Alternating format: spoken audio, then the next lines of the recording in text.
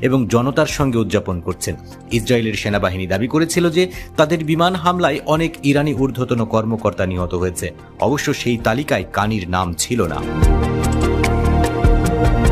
এদিকে জেনারেল ইসমাইল কানির সম্মুখে আসার বিষয়টি প্রমাণ করে যে ইরানের সামরিক নেতৃত্বকে পুরোপুরি ধ্বংস করতে পারেনি ইসরায়েল। কানি ইসলামী বিপ্লবী গার্ডের কুদস ফোর্সের প্রধান। এটি ইরানের বিদেশি মিত্র ও সামরিক কার্যক্রম পরিচালনা করে। তার প্রকাশ্যে আসার বিষয়টি ইরানের দৃঢ়তা ও আত্মবিশ্বাসের বার্তা বহন করে বলে মনে করছেন অনেকেই।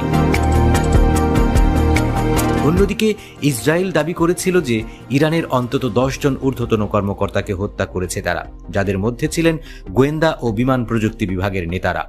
গত 13 জুন প্রথম কানির মৃত্যুর খবর ছড়ায়। তখন ইরানের বিভিন্ন শহরে বিমান হামলা চালাচ্ছিল ইসরায়েল। মার্কিন সংবাদ মাধ্যম নিউ ইয়র্ক টাইমস বলেছিল, ইসরায়েলের হামলায় কানি সহ আরও কয়েকজন কর্মকর্তা নিহত হয়েছেন।